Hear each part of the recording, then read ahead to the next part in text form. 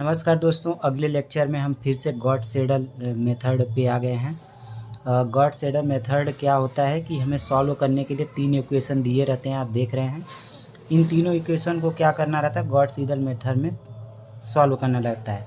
इसमें बोल रहा है कि प्लेस ऑफ डेसिमल यानी कि दशमलव के बाद कुछ भी आप 2-4 अंक तक लिख सकते हैं। तो सबसे पहले हम देखिए क्या करते हैं कि सबसे पहले गिवन दैट हमें इक्वेशन जो दिया हुआ है उसको 1 2 3 मान लेते हैं। उसके बाद इक्वेशन 1 में हम क्या करेंगे कि x के मान को इधर ही रहने देंगे और y और z के मान को इधर लेके हम आएंगे। तो इसमें कुछ नहीं किया हमने, ये इक्वेशन दिया हुआ था हमको, इसमें 10x को इधर रहने दिया हमने, बाकी ये 9 यही है। y और z को इधर लेके गए तो प्लस में थे तो माइनस में हो गए, और 10 को इधर लेके गए तो 1/10 हो गया। ये हमारा इक्वेशन 4 हो गया। उसके बाद इसी तरीके से y के मान को हम ज्ञात करेंगे। y के मान को ज्ञात करने के लिए कुछ नहीं करना है, x और z के मान को इधर लेके आएंगे, y के मान को यहीं रहने देंगे। उसके बाद 20 को इधर लेके हमने आया, ये हमारा y का मान बन गया। ये हमारा y का मान बन गया। उसके बाद हमने z के मान के लिए क्या करना है, z के मान के लिए भी इसी तरीके से इक्वेशन जो दिया हुआ है उसको लिख कर रखेंगे। उसके बाद x और y के मान को इधर लेके आएंगे तो ये हमारा z का मान आ जाएगा। इस तरीके से हमने इसको इक्वेशन 6 मान लिया।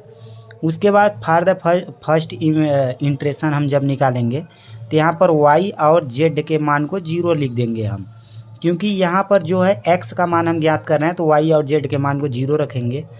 उसके बाद इसको हम सॉल्व करेंगे, यानी कि जहाँ पर x था वो जहाँ पर y था वहाँ पर 0, जहाँ पर z था वहाँ पर 0 हमने इक्वेशन 1 में जब रखा तो इस तरीके से इसको सॉल्व करने पर x1 का मान 0.9 आ जाएगा। उसी तरीके से जब हम वो y के मान को ज्ञात करेंगे तो z बराबर 0 रख देंगे, और x का मान हमको पता ही है तो इस तरीके से x के जगह पर a मान रख देंगे और z के जगह पे 0 रख देंगे। तो इस तरीके से इसको सॉल्व करेंगे।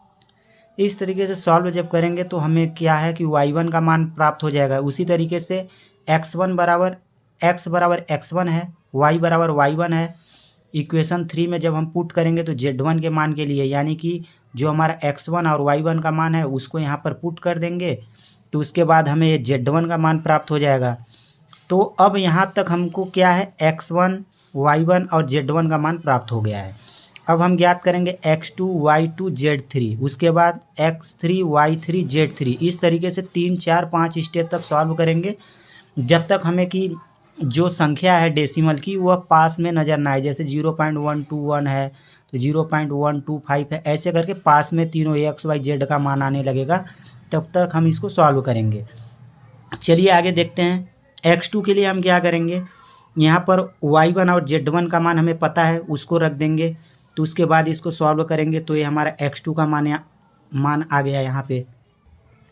इसी तरीके से हम अगले स्टेप में y2 का मान याद करने के लिए इस तरीके से हमें x2 का मान और z1 का मान पता है तो उसको रख दिए, इसको सॉल्व किए तो y2 का मान प्राप्त हो गया। अब हमें यहाँ पर वो y2 और x2 दोनों का मान पता हो गया है तो ये z2 के लिए इसको ज्ञात करेंगे तो ये हमें क्या हो जाएगा, z2 का मान प्राप्त हो जाएगा। इसी प्रकार से अब हम क्या करेंगे, x3 y3 और z3 ज्ञात करेंगे। तो x3 y3 z3 ज्ञात करने के लिए हमें y2 और z2 का मान पता है, फिर से हम ये इक्वेशन में रखेंगे और इसको सॉल्व करेंगे। तो इस तरीके से हमें x3 का मान प्राप्त हो गया। फिर y3 के मान के लिए क्या करेंगे, इक्वेशन में हम क्या करेंगे, x3 और z2 का मान रख देंगे, जो मान यहाँ आ जाएगा उस मान को रखते जाएंगे। उसके बाद इसको जब हम सॉल्व करेंगे तो ये हमारा आपका y3 का मान प्राप्त हो गया। उसके बाद z3 के मान के लिए हमें x3 और y3 दोनों का मान पता हो गया है तो उसको क्या करेंगे, हम z3 में रखेंगे। उसके बाद फिर इसको सॉल्व करेंगे तो हमें z3 का मान पता हो जाएगा। उसके बाद अगले स्टेप में हम x4 ज्ञात करेंगे। x4 ज्ञात करने के लिए हमें y3 और z3 का मान पता है तो हम क्या करेंगे, y3 और z3 के मान को यहाँ पर रख देंगे, फिर सॉल्व कर देंगे तो x4 का मान आ जाएगा। फिर y4 का मान ज्ञात करने के लिए हमें x4 और z3 का मान पता है, इसको रखेंगे और सॉल्व करेंगे तो हमें y4 का मान पता हो जाएगा। उसी तरीके से हम z4 का मान ज्ञात करने के लिए x4 और y4 का मान पता हो गया है, उसको समीकरण में रखेंगे और सॉल्व कर देंगे तो हमें Z4 का मान प्राप्त हो जाएगा। इसी प्रकार जब हम 5 इंट्रेशन को सॉल्व करेंगे तो x5 हमें यहाँ पर आपको पता है कि y4 और z4 का मान पता है, तो हमने फिर से समीकरण में रखा और उसको सॉल्व किया तो ये x5 का मान प्राप्त हो गया। अब x5 का मान तो हमें पता हो गया, अब x5 के मान को यहाँ पे और z4 के मान को यहाँ पे रखेंगे समीकरण में, y वाले समीकरण में जो आपने फर्स्ट में ज्ञात किया था। याद रखिएगा कि y के मान को आप फर्स्ट में हमने ज्ञात करवाया था x y z तीनों मान को। तो इसको जब मान को रखेंगे तो ये हमारा y5 आ जाएगा। और इसी तरीके से जब हम z5 के लिए ज्ञात करेंगे तो इस तरीके से यहाँ पर x5 और y5 के मान को रख देंगे, तो इस तरीके से हमारा z5 का मान ज्ञात आ जाएगा।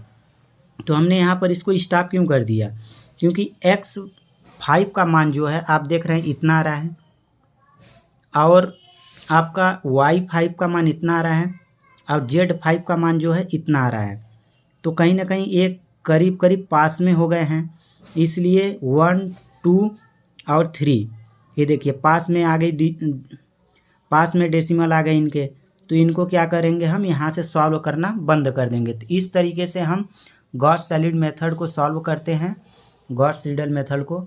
यदि आपको कोई डाउट हो तो आप कमेंट करके ज़रूर बताएं, हम आपको इससे बेस्ट वीडियो बना के कोशिश करेंगे समझाने के लिए। तब तक के लिए थैंक यू, जय हिंद।